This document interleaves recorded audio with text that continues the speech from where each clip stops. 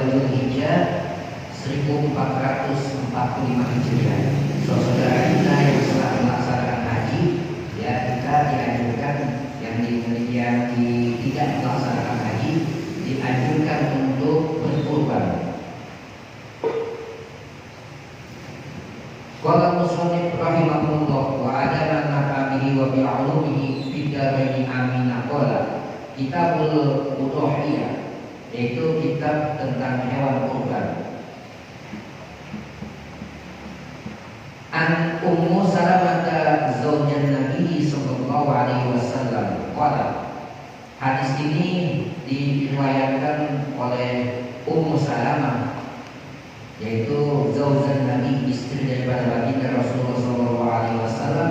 Qala, berkata ia, qala Rasulullah sallallahu alaihi wasallam, baginda Rasulullah sallallahu alaihi wasallam bersabda, man kana lahu zibhun yazbahuhu, barang siapa yang memiliki hewan kurban hendaknya ia berkurban. Faiza uhilla hilalu Dzulhijjah, apabila atau jika hilal 10 Dzulhijjah telah terlihat jelas, sekarang kan bukan tanggal 2, nanti tanggal 10 Dzulhijjah jelas sudah masuk tanggal 10 Dzulhijjah. Kata baginda Rasulullah, fala ya'khuzanna min sya'rihi wala min azbarihi, yaitu janganlah mencukur rambut dan memotong kuku terlebih dahulu, syai'an hatta yudhiyah, sampai dia melaksanakan kurban. Jadi orang yang berkurban itu jangan memotong kuku dulu dan memotong rambut walaupun sedikit, kalau belum nanti hewan kurbannya dipotong. Kapan waktu penyembelihan kurban? Babul waqtil ladzi yuzbihu fihi al-udhiyah, bab tentang waktu untuk menyembelih hewan kurban. An Jundub ibni Sufyan qala, hadis ini diriwayatkan oleh Jundub bin Sufyan, berkata ia, syahidul adhiyah ma'a Rasulillah sallallahu alaihi wasallam, aku pernah ikut hadir sholat Idul Adha bersama baginda Rasulullah sallallahu alaihi wasallam. Falam ya'lu an shalla wa faraqo min sholatihi sallam. Beliau melihat daging kurban, dan tidak lama setelah selesai sholat, beliau melihat daging kurban yang telah disembelih. Faiza huwa yara lahma adhiyah qad zubihat, maka beliau bersabda, man kana zabaha udhiyatahu qabla an yusalliya aw musalliya falyazbah. Beliau bersabda, siapa yang menyembelih hewan kurban sebelum sholat Id, hendaknya ia mengulanginya. Wa man kana lam yuzbah falyazbah bismillah, yaitu mengulangi sebagaimana dagingnya. Dan siapa yang belum menyembelih, hendaknya menyembelih dengan menyebut nama Allah. Jadi penyembelihan kurban ini waktunya itu setelah sholat Id, setelah sholat Idul Adha. Kalau belum dilaksanakan sholat Idul Adha, ada yang lebih awal motongnya, itu nggak sah.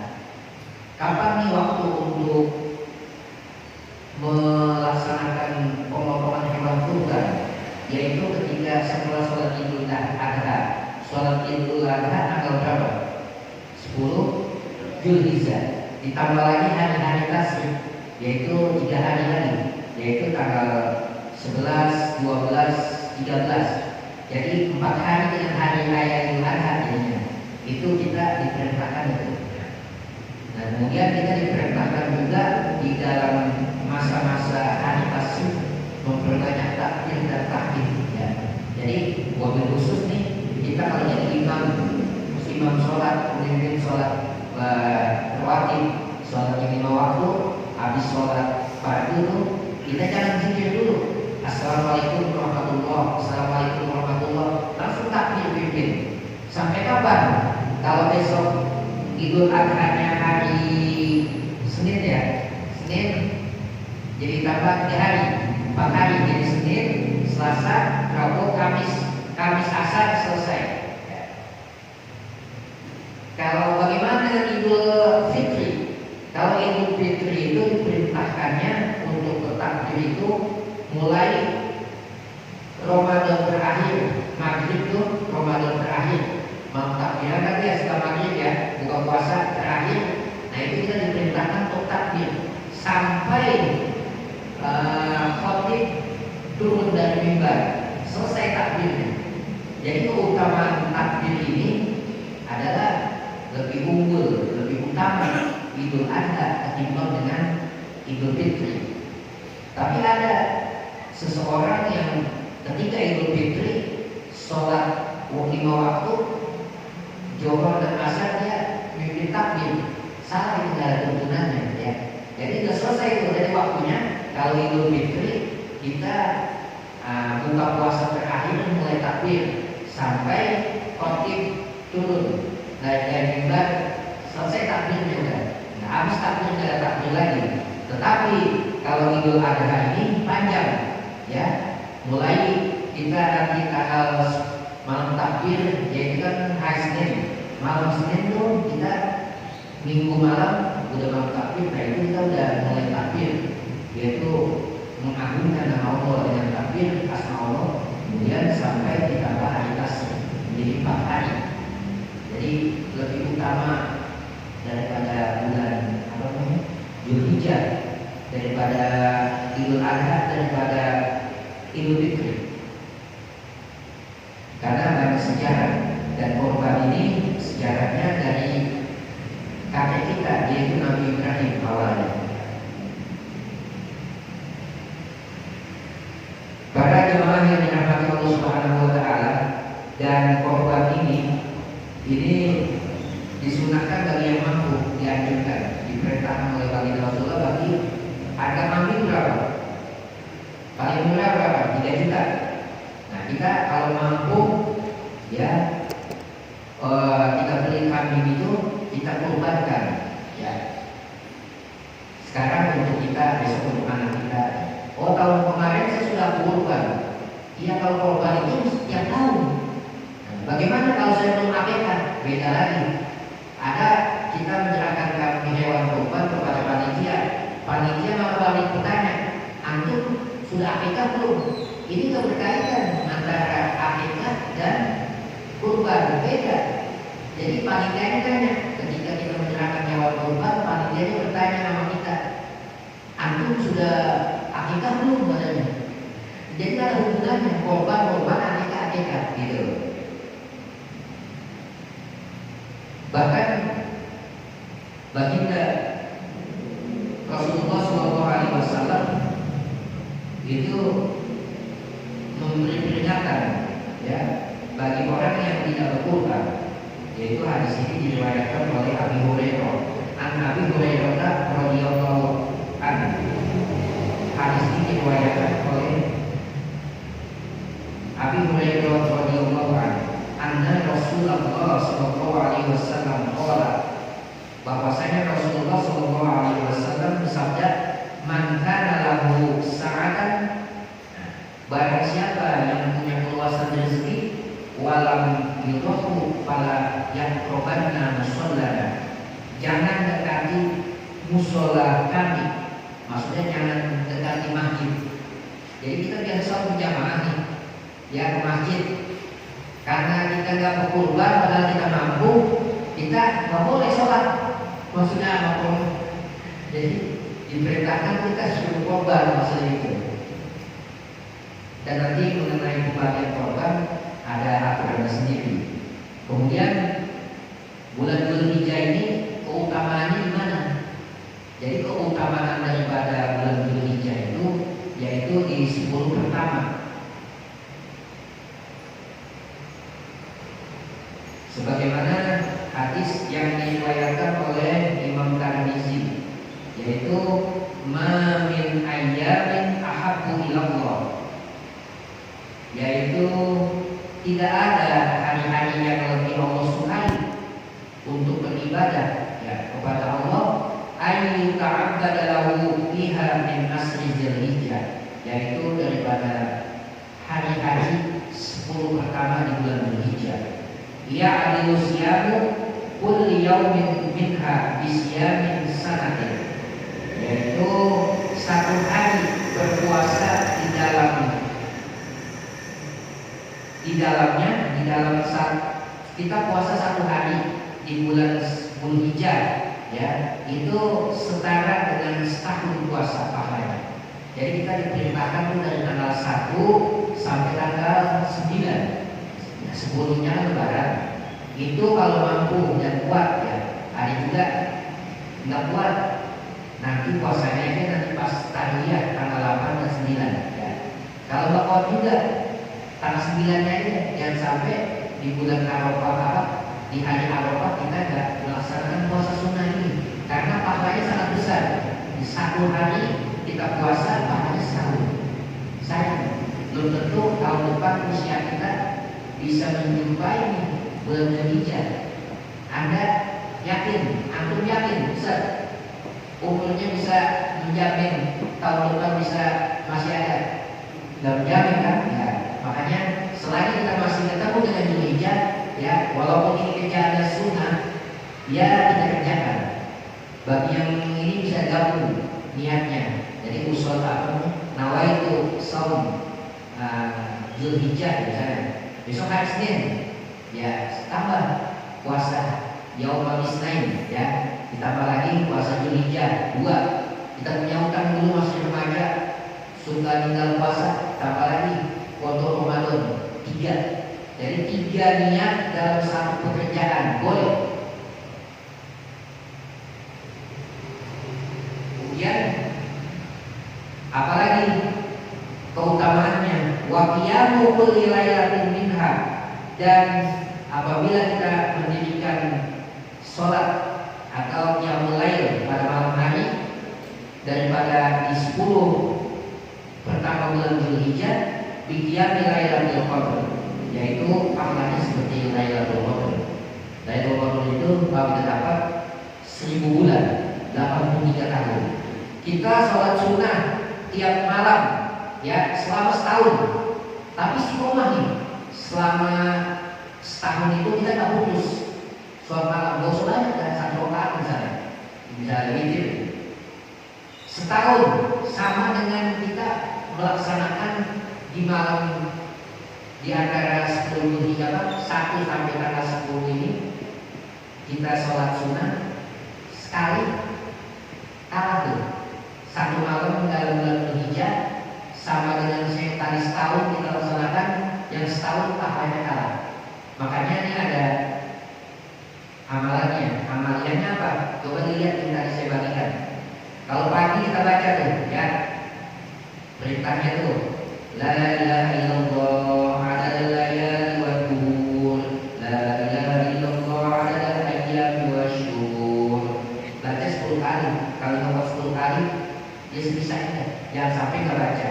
Nanti sore dibaca juga. Kemudian ada selawatnya. Ini zikirnya. Kemudian sholat malam. Tadi kan pahalanya besar. Kalau sholat selama setahun dengan sholat 1 malam nih kalah. Ini kita kerjakan. Apa sholatnya? Sholat malam bulan Dzulhijjah.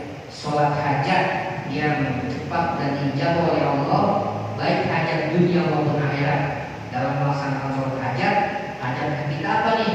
Anak kita belum kerja, belum lulus misalnya ya. Nah, kita mohon sama Allah kita melaksanakan sholat ini. Itu ada aturan lagi ya. Baca istighfar dulu. Istighfar ini Astaghfirullahaladzim Alladzi la ilaha illa huwal hayyul qayyum wa atubu ilaihi taubatan abdi shalim la yamliku li nafsihi naf'an wa la dhurra wa la mauta wa la hayata wa la nusyura. Nanti kalau hafal ini fotokopinya ditaruh di depan sholat kita. Jadi kita kita niat itu. Ini namanya istighfarnya Imam Al-Haddad, yaitu yang kita baca tadi, Imam Al-Haddad. Usolli sunat al-hajat, ya. Ini kerjakan malam, mulai ba'da isya nanti malam boleh, atau sebelum subuh. Kalau sebelum subuh jadi tahajud. Tahajud itu apa? Kita melaksanakan sholat isya kemudian tidur.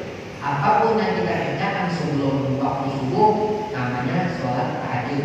Bukan usolli sunat tahajud, salah ya. Kalau usolli sunat tahajud salah. Nah, jadi tahajud itu paham ya?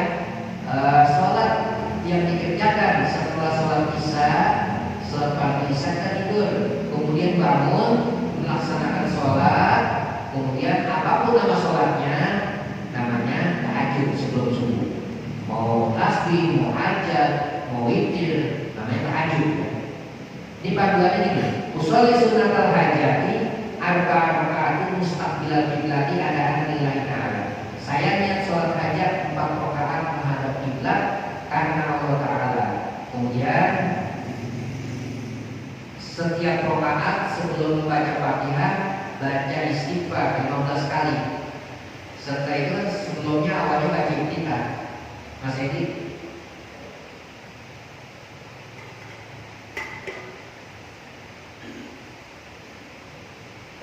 baca iftitah dulu. Sebelum habis baca iftitah, ya, sebelum baca Al-Fatihah baca ini dulu. Astagfirullahaladzim alladzi la ilaha illallah, ya. Berapa kali? 15 kali, ya. Setelah itu baca Fatihah. Setelah baca Fatihah suratnya ijazah ada surah 7 kali. Ijazah ada surah wal karena saya mengguna terus ya. Ini nilai aku aja wasabi bihamdi rabbika wastaghfir innahu kana tawwaba 7 kali. Lalu membaca istighfar di Al-Haddad 10 kali. Jadi sebelum baca Fatihah baca istighfar dulu yang di atas istighfarnya. Setelah baca surah sebelum ruku baca lagi 10, ya. Kemudian setelah ruku kan bacanya subhana rabbiyal azim wa bihamdi 3 kali. Setelah ruku baca lagi yaitu tasbih 10 kali istighfarnya yang di atas tuh. Astagfirullahaladzim gitu. Jadi pokoknya sholat seperti biasa ditambah istighfar ini, ya. Dan mana 10-10 ini sama dengan sholat tasbih sama. Nanti lihat ya panduannya. Nah, setelah selesai membaca tasbih akhir, salah kan misalnya kita itu majid, kita salam. Tapi sebelum salam baca doa ini. Allahumma anta rabbi la ilaha illa anta khalaqtani wa ana 'abduka wa ana 'ala 'ahdika wa 'ahdika mastata'tu a'udzu bika min syarri ma sana'tu aqulu laka bi ni'matika 'alayya dan seterusnya ya. Sampai ala qaul yang qalbal qulub sakit ala dini ya. La ilaha illa anta sampai qaul ala dini baru salam. Nah, setelah salam ini cicilannya baca syahadat la ikutin aja panduannya ya. Nah, ini yang di halaman berikutnya sama nih sama halaman depan. La ilaha illallah adada layali wa duhur dan sekiranya sampai di halaman depan sama. Kemudian tinggal ikutin aja panduan ibadah selawatnya berapa kali ya. Nah, ini bagi bapak-bapak yang mampu dan ini dikerjakan nanti sholat ya malam. Mungkin udah jelas apa belum? Bagi yang belum jelas bisa tanya. Ya.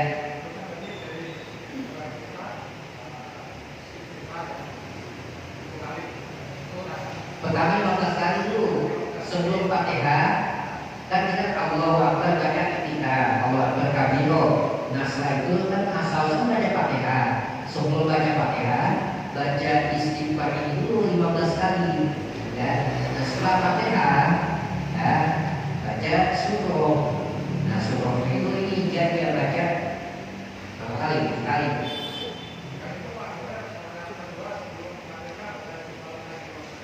Iya sama. Rokaat kedua sama begini juga. Jadi total istighfarnya itu nanti yaitu 300 totalnya. Paling enggak ini 1 jam paling enggak. Ya, ya pokoknya dipersiapkan aja. Jadi ini ditaruh di hadapannya, ya, misalnya kelihatan ini jelas nih kronologinya ya. Nah, atau kalau kurang jelas lagi dikasih meja seperti kayak begini nih, jadi agak lebih dekat. Kalau di bawah lantai kan agak jauh, atau bangku kan, ya kita kan berdiri bisa lebih jelas, lebih nampak gitu. Nanti ini dikerjakan. Ya. Paling enggak yang umumnya kan kita ya saudara hadis ya, jangan sampai ditinggal. Yang penting kita istiqomah. Ya. Istiqomah itu apa? Innal a'mala, sesungguhnya suatu amalan adwamuha, didawamkan, dibiasakan. Wa in wallat, walaupun sedikit. Contoh, ya, bangun malam, nggak usah banyak. Itu bangun bisa sampai kita mandi.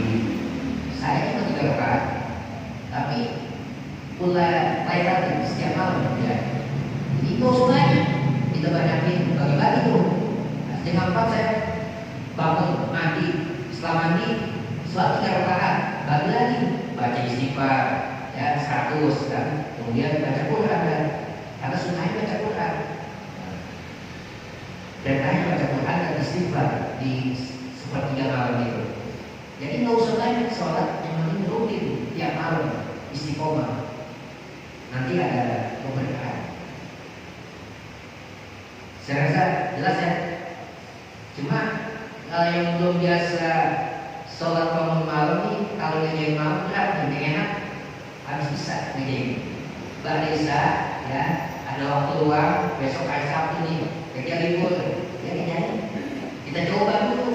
Kalau ibadah mesti dipaksakan. Kalau nggak dipaksakan, wah nggak bisa. Setan selalu sunnah, setan bilang gitu. Iya, ini pahalanya sangat besar. Jadi 1 kali antum melaksanakan sholat sunnah di bulan Dzulhijjah ini, ya seperti sholat tasbih ini, sama sholat setiap malam selama setahun tidak putus, kalah dengan sekali sholat di bulan Dzulhijjah di awal 10 pertama. Ya mudah-mudahan apa yang saya sampaikan ada manfaat. Cukup ya? Iya? Gimana?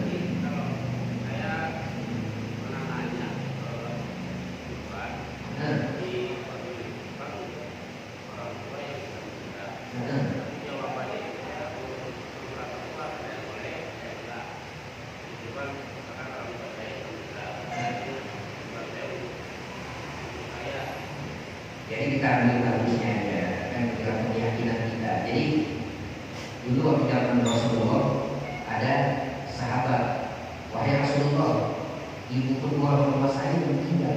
Ya, bagaimana saya berbakti? Ya, 1 kirim doa, 2 kita punya rezeki, yang ada korban, akikah hari masih boleh. Atau orang kita memakai ini karena ekonominya kurang sekarang, kita ekonomi bagus, masih boleh. Gitu. Jadi kalau ada yang nggak boleh, kita ambil bagusnya aja. Ya sama kan. Ini bukan sunnah, tapi kan sunnahnya diutamakan. Gitu. Jadi kita ambil yang baiknya aja. Ada orang yang membid'ahkan, ya baca maulid bid'ah misalnya gitu. Bid'ah dia memang nggak mau baca maulid karena bid'ah. Sekarang kita lihat isinya apa sih maulid? Maulid isinya kalau kita ngadain acara kayak tadi nih ya, kan pujian-pujian pada Rasulullah. Ya, masa kita ambil juga ya ambil banyak seperti kayak hadis-hadis doib, hadis-hadis palsu ya. Tapi kalau buat amalnya boleh gitu. Jangan kita ambil bagusnya aja. Masalah puasa misalnya. Tapi kita jangan mengharapkan pahalanya. Pahalanya kan ada kalau hadis palsu sekian ribu gitu. Yang penting kita bandingannya begini, sholat sama nggak sholat mana bagusan, puasa sama nggak puasa mana bagusan. Itu aja ininya, prinsipnya. Tadi korban mau orang tua sama enggak, kan itu pengabdian, termasuk birrul walidain. Kalau kita berbakti orang tua, orang tua mati melalui seperti itu. Kita ambil baiknya ya. Jadi gak usah pakai dalilnya gitu aja. Kalau banyak dalil repot. Jadi yang nyata aja. Saya rasa cukup ya. Ada lagi yang tanya? Pak. Kita baca Fatihah. Semoga kita duduk di majelis ini mendapat keberkahan dari Allah Subhanahu wa taala. Ini adalah salah satu ikhtiar agar kita nanti di akhirat bisa selamat.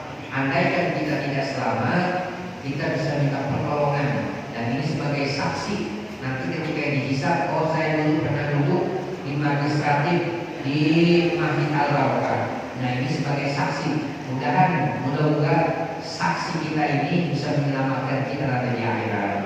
Dan kita doakan orang tua kita yang telah tiada, semoga Allah beri kemuliaan di alam kuburnya dan mendapat rahmat dari Allah Subhanahu wa taala. Al-Fatihah. Bismillahirrahmanirrahim. Alhamdulillahirabbil alamin. Ar-Rahmanir Rahim. Maliki yaumiddin. Iyyaka na'budu wa iyyaka nasta'in. Ihdinas siratal mustaqim. Siratal ladzina an'amta 'alaihim ghairil maghdubi 'alaihim waladdallin. Amin. Sallallahu Bismillahirrahmanirrahim. Alhamdulillahirabbil alamin. Hamdan wa ni'man wa ilahi masih. Ya Rabbana rahmatuka kama yanbaghi li jalalil karim wa 'azimi sultanik. Allahumma shalli wa sallim ala sayyidina Muhammad wa ala ali sayyidina Muhammad. Allahumma ighfir lana dhunubana wa liwalidina warhamhum kama rabbawna shighara wa li jami'il muslimin wal muslimat wal mu'minina wal